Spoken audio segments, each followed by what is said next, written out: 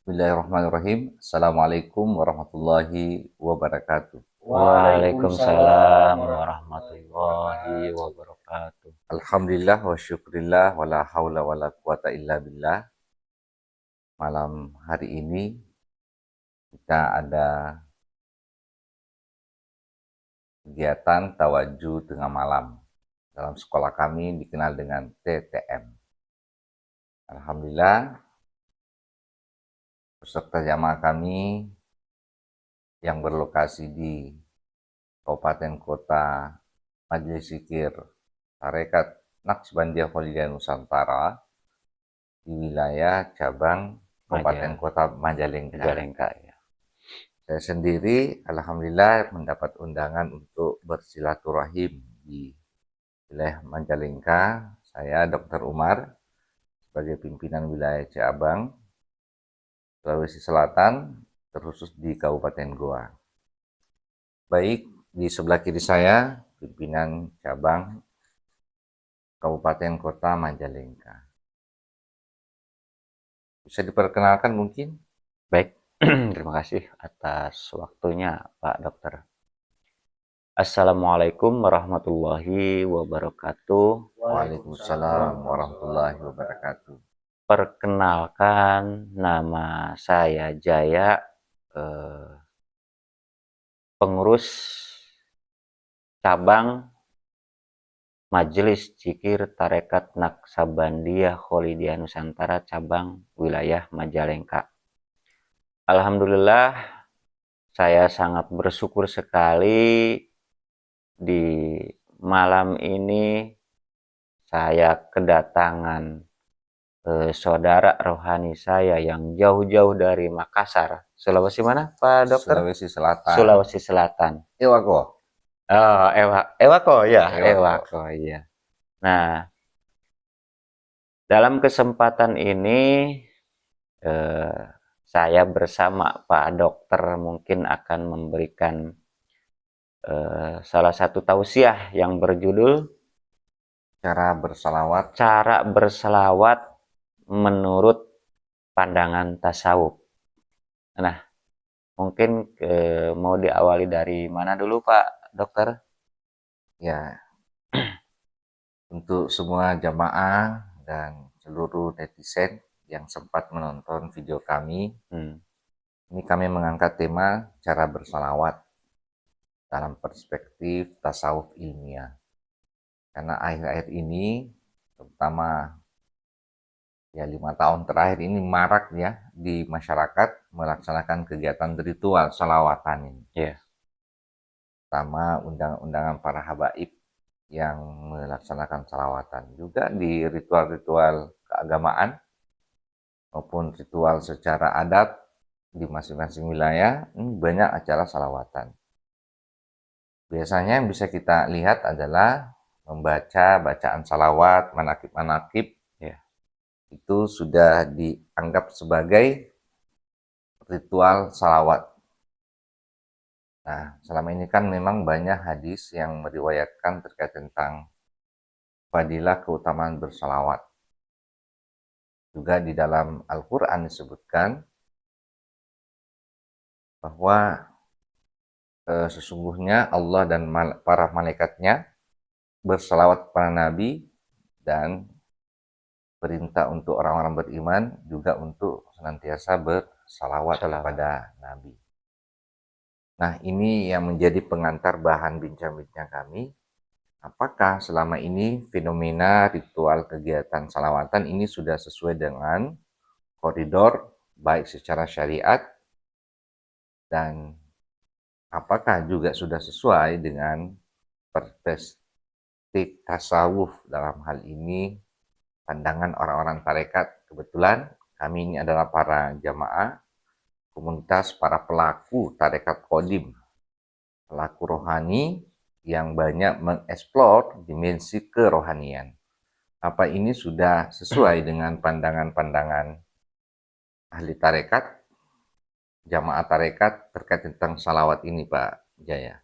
Ya, mungkin di sini kita lebih ke tanya jawab ya, Pak. Ya. Biar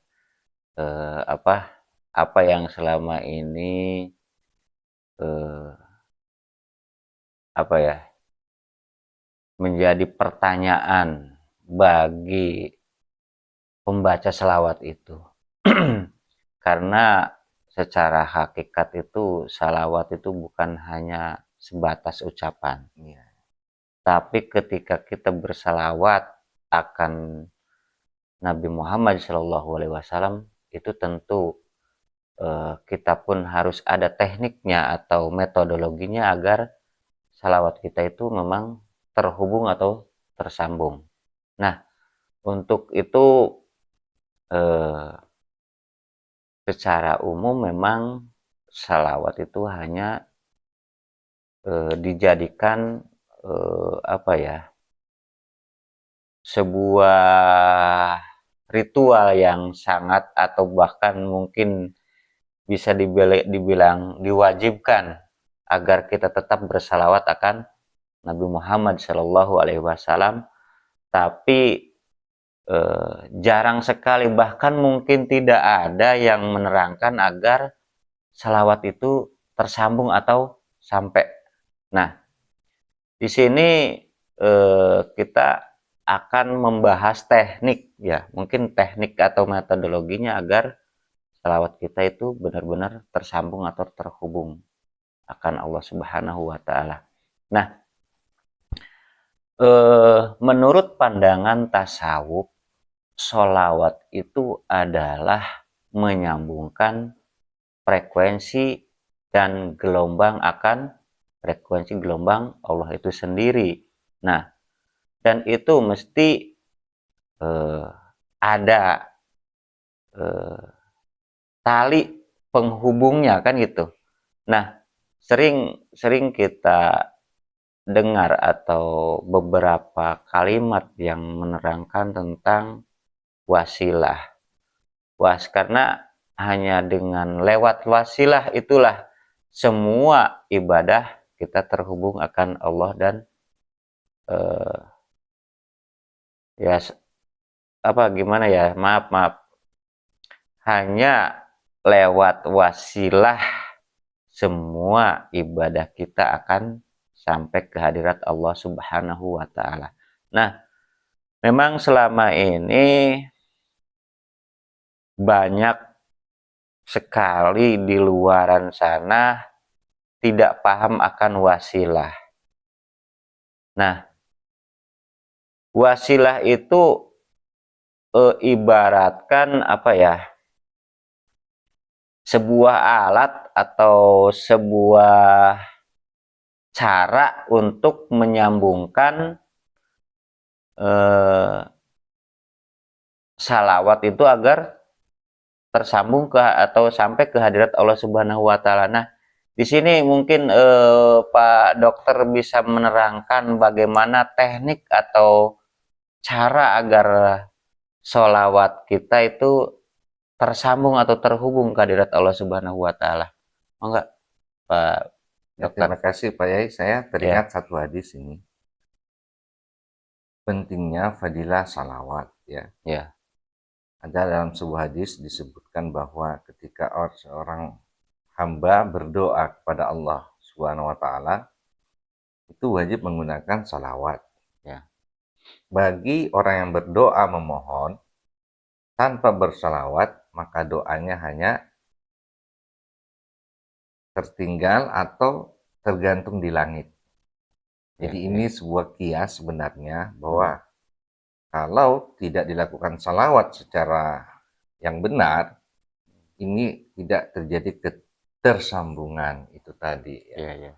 Dan disinilah tadi yang disebutkan oleh Pak Yai terkait tentang wasilah sebagaimana perintah dalam surah Al-Maidah, wahai orang beriman, syaratnya satu, beriman dulu.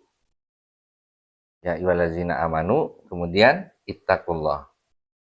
Bertakwalah dan kemudian carilah wasilah untuk mendekatkan diri kepada Allah Subhanahu wa taala. Jadi sistem wasilah ini adalah sistem bagaimana proses kita mendekatkan diri kepada Allah, dalam arti kata proses adanya ketersambungan antara hamba dengan Allah Subhanahu wa taala. melalui doa dan salawat maupun ritual keagamaan yang lain. Yang jadi masalah selama ini, masyarakat kita, umat muslim, kebanyakan sudah menganggap cukup dengan kegiatan ritual, doa, salawat, kemudian ritual agama yang lain, itu sudah dianggap cukup. Nah, Betul, inilah ya. fungsinya bahwa beragama itu bukan semata-mata kegiatan ritual atau secara syariat saja.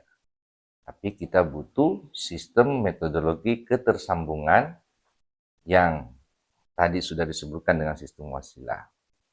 Jadi sistem wasilah ini adalah sebuah proses ketersambungan melalui tali penghubung antara Allah Subhanahu wa taala yang berada di alam ketuhanan atau di alam arsy, kemudian kita sang hamba yang berada di alam realita ini, di alam dunia.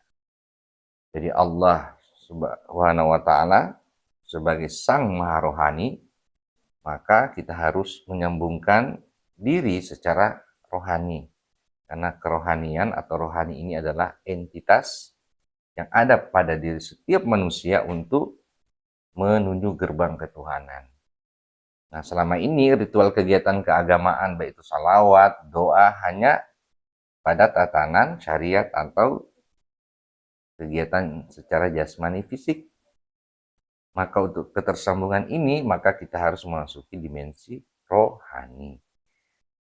Nah, dalam praktek dimensi rohani ini, maka harus ada syariat yang kami sebut sebagai tarekat, ya. Jadi tarekat ini adalah syariatnya untuk memasuki dimensi rohani. Jadi bagi kaum muslimin yang mendengarkan mungkin bincang-bincang kami, sekaligus menegaskan bahwa inilah pentingnya tarekat. Dari syariat, tarekat, kemudian memasuki alam hakikat atau ilmu hakikat untuk menuju ke ma'rifatullah sebagai puncak dari ketersambungan kepada Allah Subhanahu wa taala. Ya, sekali lagi kesimpulannya bahwa sistem wasilah inilah yang akan menyambungkan. Nah, untuk ketersambungan ini dari manusia di alam jasmani masuk ke alam rohani, itu wajib mendapatkan guru rohani. Inilah yang dipelajari, yang kami dapatkan di dalam tarekat. Harus mencari guru rohani sebagaimana dalam sistem wasilah itu dalam surah An-Nisa ya 59. Atiullah wa atiur rasul wa ulil amri minkum. Allah di alam ketuhanan atau di alam yang maha rohani, kemudian Rasulullah atau Rasulnya di alam rohani. Inilah yang berfungsi, yang membawa ketersambungan itu, yang diwujudkan dalam bentuk pembawa wasilah yang disebut dengan ulil amri minkum. Jadi harus ada orang yang dikuasakan untuk urusan kerohanian sistem ketuhanan ini, Pak ya. Ya. Inilah guru zahir yang disebut sebagai mursyid di dalam tarekat.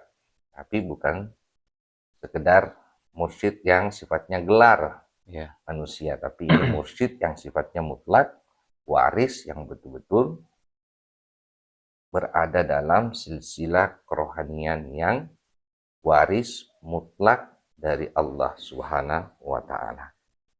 Dan alhamdulillah di tarekat Qadim Naqsbandiyah Khalidiyah Nusantara, dalam fatwa guru besar kami yang maha mulia Ayahanda menyampaikan bahwa inilah sekolah tarekat satu-satunya yang waris tegak lurus dari jalur Rasulullah Shallallahu Alaihi Wasallam. Dan inilah yang akan dicari seluruh manusia di dunia. Karena sekolah ini adalah sekolah yang memang jalurnya jalur tegak lurus. Ibarat pohon itu batang besarnya ada di jalur silsilah kerohanian wali mursyid yang waris. Dan alhamdulillah Ini sekarang di akhir zaman, mungkin sudah qadarullah ini.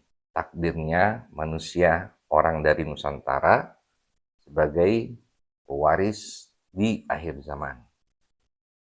Dan semoga kita semuanya jamaah di tarekat ini sangat bersyukur mendapatkan petunjuk, karena ini bukan sekedar ilmu dunia ya, bukan atas kehendak kita sendiri, tapi betul-betul ini merupakan karunia hidayah, karena ini masuk tarekat Qadim yang syaratnya memang orang-orang yang dipilih, dikehendaki dan yang ditunjuki. Demikian mungkin Pak yang Ya. bisa kami sampaikan. Alhamdulillah, terima kasih penjelasan yang sangat terang benderang dari Pak Yai Dokter. Nah, memang masih banyak pertanyaan-pertanyaan yang akan kami lontarkan ke Pak Yai Dokter ya. Nah, memang sangat apa ya, sangat berkesempatan banget gitu saya untuk bertanya lebih dalam lagi tentang ilmu ketuhanan, Pak Dokter. Karena ya di sini memang disebutkan ilmu ketuhanan itu adalah ilmu kodim. Ilmu kodim itu ilmu yang apa ya, tidak bisa dijangkau dengan akal. Nah, otomatis ketika tidak bisa dijangkau dengan akal, ya tidak lain dan tidak bukan harus melalui ruh. Nah, untuk eh, sampainya ruh kita kepada yang maha ruh atau kehadirat Allah Subhanahu wa taala, memang di sini sudah ada sistem yang dalam arti kita harus melalui guru ruhani. Nah, kebanyakan orang menilai bahwa guru rohani itu manusia. Nah, dalam pandangan tasawuf ini, memang guru rohani itu bukan manusia, akan tetapi menempati wujud seorang manusia.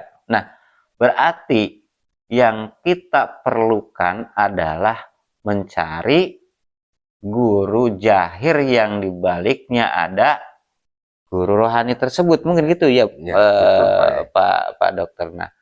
Nah, bagaimana cara kita mencari guru atau pengen dipertemukan dengan guru jahir yang dibaliknya adalah guru rohani itu sendiri? Bagaimana dan seperti apa ciri-cirinya? Nah, mungkin Pak Dokter akan bisa menjelaskan juga dengan lebih detail dan lebih gamblang lagi. Ya, mungkin sederhana saja Pak Yai. Ya, Carilah guru rohani yang bisa menjelaskan sistem wasilah ini, ya. yang mengatakan bahwa Rasulullah nur. Rasulullah itu, Rasulullah Muhammad sebagai nurnya Allah ada sampai di setiap zaman. Yang kami selalu sampaikan, Rasulun min anfusikum. Ini ayat di At-Taubah 128. Ini kan banyak penafsiran Al-Quran itu hanya menjadi bacaan, cerita, dan ilmu pengetahuan penafsiran 1500 tahun yang lalu. Padahal sangat jelas dalam surah Al-Isra, Iqra kitabat kafa binafsikal yauma 'alaika hasiba. Kita seluruh manusia disuruh membaca kitab diri kita masing-masing. Nah itu. Makanya Al-Quran itu disebut sebagai kitab diri. Sebagaimana Aisyah menyatakan bahwa sesungguhnya Nabi Muhammad itu adalah Al-Quran yang berjalan. Itulah yang disebut dengan kitab diri. Kalau itu cirinya, ciri-cirinya itu ilmu kodim, ilmu rohani yang menyampaikan kitab diri itu sendiri. Ketika kita masuk dimensi rohani, berarti kita masuk ke dimensi kitab diri sendiri. Maka apa yang terjadi itu bukan teori lagi, bukan cerita, tapi kitalah sang Muhammad yang menjadi pelaku dalam masuk di dalam ilmu kerohanian ini. Oh ya, sangat-sangat jelas. Berarti ketika kita mencari guru rohani, nah awal-awalnya kita mencari guru jahir yang bisa menjelaskan atau menunjukkan tentang perjalanan ruhani itu ya, Pak Iya, Dokter. Nah, ketika ada seorang guru jahir yang bisa menerangkan perjalanan ruhani menuju pada yang maha ruhani, maka disitulah guru rohani ada di balik guru jahir tersebut. Mungkin seperti itu ya, Pak betul Dokter. Pak Yai. Nah, mungkin untuk penjelasan yang lebih lebih detail lagi atau ingin lebih paham lagi, tinggal simak terus channel Majelis Zikir Tarekat Naksabandia Holi Hidayah Nusantara cabang Majalengka dan cabang Makassar, Sulawesi Sulawesi Selatan, Selatan. Makassar. Nah, mungkin untuk perbincangan ini cukup sampai di sini dulu. Jangan lupa like, subscribe, dan bagikan. Wabil taufik wal hidayah. Ilahi anta maksudi Waridoka matlubi. Assalamualaikum Assalamualaikum warahmatullahi wabarakatuh.